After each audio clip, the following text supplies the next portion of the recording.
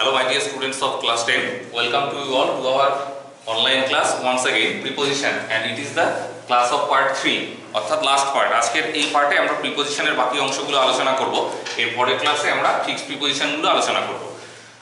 তো আজকে আমি আলোচনা করব ফর নিয়ে, উইথ নিয়ে, আর বাকি এখানে কয়েকটা রয়েছে আর রয়েছে বাই, অর্থাৎ এই কটা মোটামুটি প্রিপোজিশনের সব কটা ভাগ নিয়ে আজকে আলোচনা করব। প্রথমে আমি আলোচনা করছি ফর নিয়ে। ফরের 1 নম্বরে লিখেছি সময় ও দূরত্ব বোঝাতে, অর্থাৎ কোনো একটা সময় বা কোনো একটা দূরত্ব বোঝাতেও আমরা ফর ব্যবহার করে থাকি। যেমন বিশেষ করে পারফেক্ট কন্টিনিউয়াস টেন্সগুলোতেই আমরা ফর ব্যবহার করে থাকি কোনো সময় বোঝাবার জন্য। যদি আমরা উদাহরণ একটা এরকম দেখি তাহলেই আমরা বুঝতে পারবো ফরটা কিভাবে বসছে। He has been living here for 10 months। তাহলে একটা নির্দিষ্ট সময়, এই যে আমার 10 মাস ধরে আমি এখানে বসবাস করলো সে, এই 10 মাস ধরে বসবাস সে করেছে, তো নির্দিষ্ট একটা সময় বোঝাবার ক্ষেত্রেও আমরা ফর ব্যবহার করি। বিশেষ করে পারফেক্ট কন্টিনিউয়াস টেন্সে এই ফরটা ব্যবহার হয়ে থাকে সময় বোঝাবার ক্ষেত্রে। ঠিক আছে, এইবার আরেকটা রয়েছে যেমন দূরত্ব। দূরত্বটা বোঝাতেও আমরা বেশিরভাগ ক্ষেত্রে ফর ব্যবহার করে থাকি। যেমন আমরা যদি একটা এক্সাম্পল এরকম লিখি, he works for 100 miles, অর্থাৎ এই যে 100 মাইল দূরত্বটা বোঝাবার জন্য, 100 মাইল দূরত্বটা বোঝাবার জন্যই আমরা ফর ব্যবহার করেছি। অর্থাৎ সময় এবং দূরত্ব এই দুটো ক্ষেত্রে ফর ব্যবহার হয়ে থাকে। এইবার আমরা নেক্সট যেটা শিখবো সেটা হচ্ছে বিনিময়। বিনিময় বলতে অর্থাৎ এক্সচেঞ্জ, একটার পরিবর্তে আর একটা যখন আমরা বোঝাই, অর্থাৎ কোনো কিছুর বিনিময়ে যখন কোনো কিছু আমরা দেওয়া বোঝাই, সে সমস্ত ক্ষেত্রেও আমরা ফর ব্যবহার করে থাকি। যেমন আমি যদি একটা এক্সাম্পল এরকম লিখি, he will give 100 rupees for the mobile। এই যে এই সমস্ত ক্ষেত্রে আমরা সে টাকাটা দেবে, কেন দেবে সেটা 100 টাকাটা, কারণ হচ্ছে মোবাইলটার জন্য। তো এইখানে বিনিময়, 100 টাকার বিনিময়ে সে মোবাইলটা নেবে, অর্থাৎ এখানে একটা বিনিময় বা এক্সচেঞ্জ প্রথা ব্যবহার করতেও আমরা কিন্তু ফর ব্যবহার করে থাকি। অর্থাৎ কোনো কিছুর এক্সচেঞ্জে আমরা যখন কোনো কিছু দেই, সেই সমস্ত ক্ষেত্রেও আমরা ফর ব্যবহার করে থাকি। এইবার নেক্সট ওয়ান যেটা রয়েছে সেটা হচ্ছে কারণ বোঝাতে। কোনো কিছুর কারণ বা কজ বোঝাতে সেই সমস্ত ক্ষেত্রেও কিন্তু আমরা ফর ব্যবহার করে থাকি। যদি এরকম থাকে, he was punished for stealing, সে সাজা পেয়েছে, তাকে শাস্তি দেওয়া হয়েছে, কারণটা হচ্ছে সে স্টিল করেছিল অর্থাৎ চুরি করেছিল। এই সমস্ত ক্ষেত্রেও আমরা ফর ব্যবহার করে থাকি, অর্থাৎ কোনো কারণ বোঝাতে গেলে আমরা ফর ব্যবহার করে থাকি।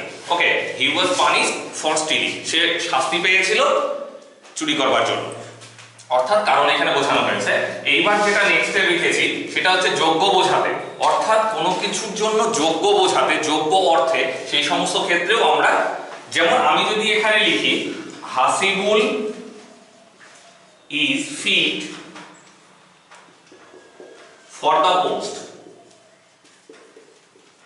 অর্থাৎ হাসিবুল এই পোস্টটা বা এই পদটার যোগ্য, সেই জন্য আমরা যোগ্য অর্থে, অর্থাৎ কোনো কিছুর যোগ্যকেও সেই অর্থেও আমরা ফর ব্যবহার করে থাকি। তাহলে Hasibul is fit for the post, অর্থাৎ সেই পদটার জন্য হাসিবুল যোগ্য, সেই সমস্ত ক্ষেত্রেও আমরা ফর ব্যবহার করি।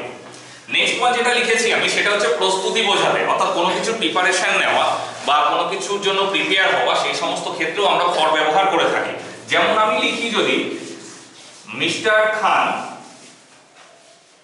is preparing for JEE, তাহলে এই সমস্ত ক্ষেত্রে মিস্টার খান কিসের প্রস্তুতি নিচ্ছেন? JEE প্রিপারেশন নিচ্ছে। অর্থাৎ কোনো কিছুর জন্য প্রস্তুতি বোঝাতে বা কোনো কিছু প্রিপেয়ার করা বোঝাতে সেই সমস্ত ক্ষেত্রেও আমরা ফর ব্যবহার করে থাকি। এই সমস্ত ক্ষেত্রেও ফর ব্যবহার হয়। এবার নেক্সট ওয়ান যেটা রয়েছে কোনো কিছু সম্পর্কে, অর্থাৎ সম্পর্ক বলতে এখানে রিলেশন নয়, সম্পর্ক বলতে এখানে কোনো কিছুর সম্পর্কে, অ্যাবাউট কোনো কিছুর সম্বন্ধে বা কোনো কিছুর সম্পর্কে বোঝাতেও আমরা ফর ব্যবহার করে থাকি। ওকে, যেমন আমি যদি লিখি Salauddin is anxious for his result। তাহলে এইখানে আমি ফরটা কেন বসিয়েছি? সালাউদ্দিন উদ্বিগ্ন। সালাউদ্দিন উদ্বিগ্ন কি সম্পর্কে? তার রেজাল্ট সম্পর্কে। অর্থাৎ এখানে এই সমস্ত ক্ষেত্রেও আমরা ফর ব্যবহার করে থাকি, অর্থাৎ কোনো কিছু সম্পর্কে বা কোনো কিছুর জন্য বোঝাতেও আমরা ফর ব্যবহার করে থাকি। এবার next and the last one আছে ব্যবহার বোঝাতে। ব্যবহার বলতে এখানে ইউজ করা, বিহেভিয়ার নয়, এখানে ইউজ করা অর্থে সেই সমস্ত ব্যবহার বোঝাতেও আমরা ফর ব্যবহার করি। যেমন আমরা যদি লিখি Mamun bake a cake for me, অর্থাৎ মামুন কি কাজে ব্যবহার করবার জন্য কেকটা বানিয়েছে? আমাকে দেবার জন্য। সেই জন্য এই সমস্ত ব্যবহার বোঝাতেও আমরা ফর ব্যবহার করে থাকি। অর্থাৎ জন্য এখানে বোঝাচ্ছে, কিন্তু ব্যবহার অর্থাৎ কেকটার ব্যবহার কি? কেকটার ব্যবহার হচ্ছে আমার জন্য সে তৈরি করেছে, সেই সমস্ত ক্ষেত্রেও আমরা ফর ব্যবহার করে থাকি। ঠিক আছে, তাহলে ফরের মোটামুটি এইটুকুই নিয়ম। এইবার আমরা জানবো হচ্ছে উইথ সম্পর্কে।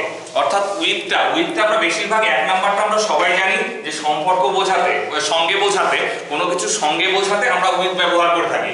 যেমন যদি আমরা এক্সাম্পল একটা লিখি এখানে, হি লিভস উইথ মি,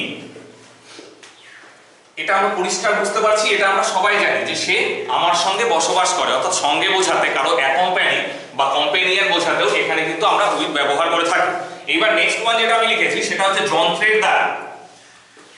কোনো হিউম্যানের দ্বারা নয়, কোনো যন্ত্রের দ্বারা যখন আমরা বুঝিয়ে থাকি তখন আমরা উইথ ব্যবহার করে থাকি। যেমন he eats rice with spoon. এই সমস্ত ক্ষেত্রে অর্থাৎ কোনো যন্ত্রের দ্বারা আমরা যখন কোনো কাজ করি, যন্ত্রের দ্বারা কোনো কাজ করা বোঝাতে আমরা সেই সমস্ত জায়গাতে উইথ ব্যবহার করে থাকি। এবার নেক্সট ওয়ান আছে ব্যবহৃত বস্তু সম্পর্কে। অর্থাৎ যেরকম আমরা ফরে করলাম ঠিক সেই রকম কোনো একটা জিনিস যখন ব্যবহার করা হয় বা ইউজ করা হয় সেই সমস্ত ক্ষেত্রেও আমরা উইথ লিখি। যেমন যদি আমরা লিখি এক্সাম্পলটা এরকম, the floor is covered with carpet। The floor is covered with carpet। অর্থাৎ কার্পেটটা কেন ব্যবহৃত হয়েছে? কারণ ফ্লোরটাকে কভার করবার জন্য। অর্থাৎ এই যে ব্যবহার করা হয়েছে কার্পেটটার যে ব্যবহার, এখানে ব্যবহৃত বস্তুটা হচ্ছে কার্পেট, তাহলে কার্পেটটার যে ব্যবহার সেই ব্যবহারটা করা হয়েছে ফ্লোরটাকে কভার করবার জন্য। অর্থাৎ এই সমস্ত ক্ষেত্রেও আমরা উইথ বসিয়ে থাকি। এইবার যেটা আমরা প্রিপজিশন শিখবো সেটা হচ্ছে by.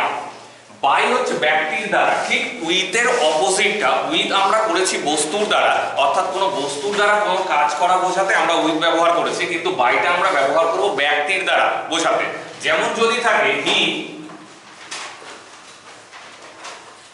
He dug the soil with by hands. অর্থাৎ সে হাতের দ্বারা মাটিটা খুঁড়েছিল।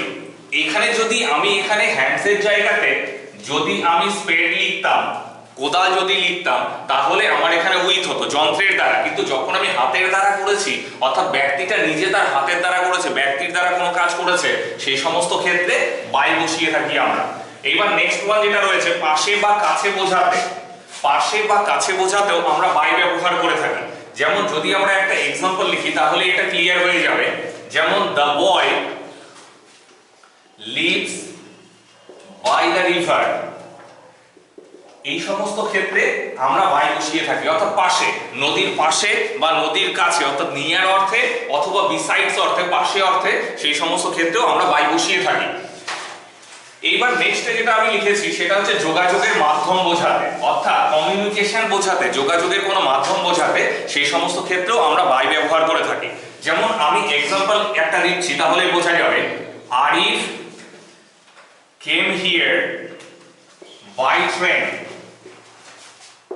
অর্থাৎ আরিফ এখানে এসেছে ট্রেনে করে, অর্থাৎ এখানে যোগাযোগের মাধ্যম, ট্রেনটা ওর যোগাযোগের মাধ্যম, ওর আসার মাধ্যম, সেই জন্য আমরা এখানে বাই বসিয়েছি। By train, by bus, by air, মানে প্লেন, ফ্লাইট, এগুলোতে আমরা বাই বসিয়ে থাকি। কোনো যোগাযোগের মাধ্যমের ক্ষেত্রে আমরা বাই বসিয়ে থাকি। নেক্সট যেটা আমি লিখেছি সেটা হচ্ছে কোনো একটা নির্দিষ্ট সময় বোঝাতে, অর্থাৎ কোনো একটা পার্টিকুলার সময় বা কোনো একটা নির্দিষ্ট সময় বোঝাতে। যেমন আমি যদি লিখি একটা উদাহরণ, Rafiqul will do the sum by tomorrow. তাহলে এই যে টুমরো আগামীকাল, এটা একটা নির্দিষ্ট সময়, আগামীকালের মধ্যে রফিকুল অঙ্কগুলো কমপ্লিট করে নেবে। তাহলে এই যে একটা নির্দিষ্ট সময় আগামীকাল, এই সময়ের আগেও আমরা বাই বসিয়ে থাকি, অর্থাৎ নির্দিষ্ট একটা সময়ের পূর্বে আমরা বাই বসিয়ে থাকি, নির্দিষ্ট সময় বোঝাতেও আমরা বাই বসিয়ে থাকি। এইবার আমাদের বাকিগুলো আমরা করব। এবার ইনটু আছে, আফটার আছে, before, from, beside, besides, over and about, এগুলোর ক্ষেত্রেও আমরা প্রিপজিশনগুলো কিভাবে ইউজ হয় সেগুলো জানবো। সবার প্রথমে জানবো আমরা ইনটু। ইনটু হচ্ছে বাইরে থেকে ভেতরে প্রবেশ করা বোঝাতে ইনটু বসে। বাইরে থেকে ভেতরে প্রবেশ করা বোঝাতে ইনটু বসে। যখন বাইরে থেকে কোনো একটা জিনিস, কোনো একটা বস্তু বা কোনো একটা ব্যক্তি যখন ভেতর দিকে প্রবেশ করে, সেই সমস্ত ক্ষেত্রে আমরা ইনটু বসিয়ে থাকি। যেমন যদি আমি এরকম লিখি, হি এন্টার্স ইনটু দ্য রুম, এইখানে এন্টার মানে প্রবেশ করা, সে প্রবেশ করেছে ঘরটার ভেতরে, অর্থাৎ বাইরে থেকে সে ভেতরে প্রবেশ করেছে, এই সমস্ত ক্ষেত্রে আমরা ইনটু বসাই। ঠিক আছে, যেমন আমরা এরকম লিখতে পারি, the boy jumps into the river, অর্থাৎ স্থলভাগ থেকে যখন জলভাগ বা নদীর মধ্যে যখন প্রবেশ করেছে, ভেতর দিকে প্রবেশ করেছে, সেই সমস্ত ক্ষেত্রে যদি এরকম লিখি, he jumps into the water or river, অর্থাৎ সে জলের মধ্যে বা নদীর মধ্যে প্রবেশ করেছে। জাম্প যখন করে তখন কেউ স্থলভাগ থেকে বা স্থলভূমি থেকে জলভাগ বা নদীর মধ্যে প্রবেশ করে, অর্থাৎ বাইরে থেকে ভেতরে প্রবেশ করেছে জলটা অর্থে, সেই সমস্ত ক্ষেত্রে আমরা ইনটু বসিয়ে থাকি, অর্থাৎ বাইরে থেকে ভেতরে প্রবেশ করা বোঝাবে। নেক্সট আমরা যেটা শিখবো আফটার, এটা মোটামুটি আমরা সবাই জানি। সেটা হচ্ছে আফটার শব্দটার অর্থ হচ্ছে পরে, অর্থাৎ কোনো কিছু পরে বোঝাতে, যখন কোনো কিছু কোনো একটা সেন্টেন্সের দ্বারা যখন পরে বোঝায় তখন আমরা সেই সমস্ত ক্ষেত্রে আফটার ব্যবহার করি। যেমন আমি যদি এরকম লিখি, মাহরুফ কেম আফটার দ্য বয়, অর্থাৎ মাহরুফ এসেছিল ছেলেটার পরে। অর্থাৎ এখানে পরে অর্থে সাধারণভাবে যখন কোনো পরে অর্থে ব্যবহার করা হয় সেই সমস্ত ক্ষেত্রে অবশ্যই আফটার ব্যবহার করা হয়। এইবার এর ঠিক অপোজিটটা, আফটারের যে অপোজিট রয়েছে বিপরীতটা, সেটাই হচ্ছে বিফোর। বিফোর মানে হচ্ছে পূর্বে বা আগে, অর্থাৎ কোনো কিছুর আগে বোঝাতে বা কোনো কাজটা আগে হয়েছে বা কোনো কিছু আগে ঘটেছে, সেই সমস্ত ক্ষেত্রে আমরা বিফোর ব্যবহার করে থাকি। একই রকম ভাবে যদি আমি উদাহরণটা লিখি, he came here before the boy, অর্থাৎ সে এখানে এসেছিল ছেলেটার পূর্বে বা ছেলেটার আগে, সেই সমস্ত ক্ষেত্রেও আমরা বিফোর ব্যবহার করে থাকি। ঠিক আফটারের অপোজিটটাই হচ্ছে বিফোর। এবার নেক্সট ওয়ান যেটা আমরা শিখবো সেটা হচ্ছে ফ্রম। ফ্রম মানে হইতে, ফ্রম মানে থেকে বা হইতে। এটা একদম সিম্পল মিনিং, অর্থাৎ কোনো কিছু থেকে বা কোনো কিছু হইতে থেকে বোঝাতে আমরা ফ্রম ব্যবহার করে থাকি। জেনারেলি বাংলাতে যেটা অপাদান কারক হয়, সেই অপাদান কারকের ক্ষেত্রে আমরা কিন্তু ফ্রম ব্যবহার করে থাকি। সেই সমস্ত সেন্টেন্সের ক্ষেত্রে আমাদের ফ্রম বসে। যেমন যদি আমরা এইরকম একটা উদাহরণ লিখি, রোহন কেম ফ্রম হোম, অর্থাৎ রোহন এসেছিল বাড়ি থেকে। অর্থাৎ এইগুলো ক্ষেত্রে বাংলাতে আমাদের অপাদান কারক ইউজ করা হয়, ঠিক সেই অপাদান কারকের ক্ষেত্রেই আমরা ইংরেজিতে ফ্রম প্রিপজিশনটা ইউজ করব, অর্থাৎ কোথাও থেকে বা হইতে আসাটাকে বা কোথাও থেকে বোঝাতে আমরা ফ্রম ব্যবহার করে থাকি। এবার নেক্সট ওয়ান যেটা রয়েছে সেটা হচ্ছে বিসাইড। বিসাইড মানে হচ্ছে পাশে, অর্থাৎ কোনো পাশে বোঝাতে আমরা বিসাইড ব্যবহার করে থাকি, কোনো কিছুর পাশে। যেমন যদি আমি লিখি, the boy sat beside me, আমরা যদি লিখি the boy is sitting, continuous যদি করে দেই, the boy is sitting beside me, অর্থাৎ ছেলেটা বসে আছে আমার পাশে। এই যে পাশে, আমার পাশে, পাশে বোঝাতে এই জায়গাগুলোতে বিসাইড ব্যবহার করা হয়ে থাকে। এইবার নেক্সট ওয়ান যেটা রয়েছে বিসাইডস। বিসাইড আর বিসাইডস এই দুটোর মধ্যে ডিফারেন্স হচ্ছে বিসাইড মানে হচ্ছে পাশে আর বিসাইডস মানে হচ্ছে অতিরিক্ত। অতিরিক্ত ক্ষেত্রে, অতিরিক্ত বা অপরন্তু ক্ষেত্রে কোনো কিছুর অতিরিক্ত বা তার থেকে বেশি কিছু আছে সেই সমস্ত ক্ষেত্রে আমরা বিসাইডস ব্যবহার করি। যেমন Arif has a mobile besides a laptop, অর্থাৎ একটা ল্যাপটপের অতিরিক্ত আরিফের কাছে একটা মোবাইলও আছে। একটা ল্যাপটপ ছাড়াও বা অতিরিক্ত আরিফের কাছে একটা মোবাইলও আছে। এই সমস্ত ক্ষেত্রে অতিরিক্ত বোঝাতে বা বেশি বোঝাতে আমরা সেই সমস্ত ক্ষেত্রে বিসাইডস ব্যবহার করে থাকি। এইবার নেক্সট ওয়ান যেটা আমরা শিখবো সেটা হচ্ছে ওভার।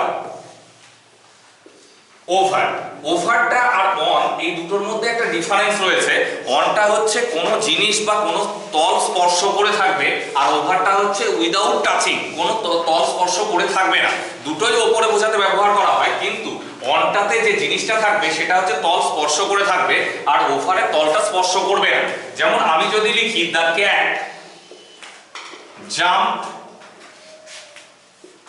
ওভার দ্য ওয়াল, এইখানে আমি ওভার বসিয়েছি। একই রকম ভাবে আমি যদি লিখি the cat sat on the wall, এই দু ক্ষেত্রেই কিন্তু ওপরে বোঝাচ্ছে, দুটো ক্ষেত্রেই ওপর বোঝাতে ব্যবহার করা হয়েছে। কিন্তু ফার্স্ট ওয়ানটাতে যেটা জাম্প ওভার দ্য ওয়াল, অর্থাৎ দেওয়ালের উপর দিয়ে কিন্তু জাম্প করে চলে গেছে, লাফিয়ে চলে গেছে, এখানে দেওয়ালের উপর বসে নেই, অর্থাৎ দেওয়ালটাকে স্পর্শ করে সে নেই। যদি আমরা দেখি দেওয়ালটাকে এ জাম্প করে এইদিকে চলে গেছে ওভার দিয়ে, অর্থাৎ দেওয়ালের যে তলটা সেই তলটাকে সে স্পর্শ করেনি, কিন্তু বেড়ালটা বসে রয়েছে এই দেওয়ালটার উপরে, অর্থাৎ দেওয়ালটার তলটা স্পর্শ করে বসে রয়েছে বেড়ালটা, সেই জন্য আমরা অন ব্যবহার করেছি। অর্থাৎ যখন অন বসে তখন কোনো তল স্পর্শ করে অবস্থান করবে বস্তু বা ব্যক্তিটা, কিন্তু যখন সেটার উপর দিয়ে চলে যাবে উইদাউট টাচিং তখন আমরা ওভার বসিয়ে থাকি। এই দুটোই ডিফারেন্স অন এন্ড ওভারের মধ্যে। নেক্সট আমরা যেটা শিখবো অ্যাবাউট। অ্যাবাউটটা কি? অ্যাবাউটটা হচ্ছে কোনো কিছু সম্বন্ধে, অর্থাৎ কোনো কিছু সম্পর্কে বা সম্বন্ধে যখন বলা হবে সেই সমস্ত ক্ষেত্রে কিন্তু আমরা অ্যাবাউট ব্যবহার করে থাকি। যদি এরকম থাকে সেন্টেন্সটা, হি টকস অ্যাবাউট মি, অর্থাৎ সে আমার সম্পর্কে কথা বলছে, অর্থাৎ কোনো কিছু সম্পর্কে বা সম্বন্ধে সেই সমস্ত ক্ষেত্রে আমরা অ্যাবাউট ব্যবহার করে থাকি। ঠিক আছে, তাহলে প্রিপজিশন আজকে আমরা এই পর্যন্ত শেষ করছি। এর পরের ক্লাসে আমরা ফিক্সড প্রিপজিশনগুলো আলোচনা করব। ঠিক আছে, ততক্ষণ পর্যন্ত তোমাদেরকে যে হোমওয়ার্কগুলো দেওয়া হবে হোয়াটসঅ্যাপে সেগুলো অবশ্যই সলভ করে আমাকে আমার পার্সোনাল মোবাইল নাম্বারটাতে পাঠাবার জন্য সবাইকে আমি অনুরোধ করছি। ঠিক আছে, তাহলে তোমরা সবাই ভালো থেকো, টাটা।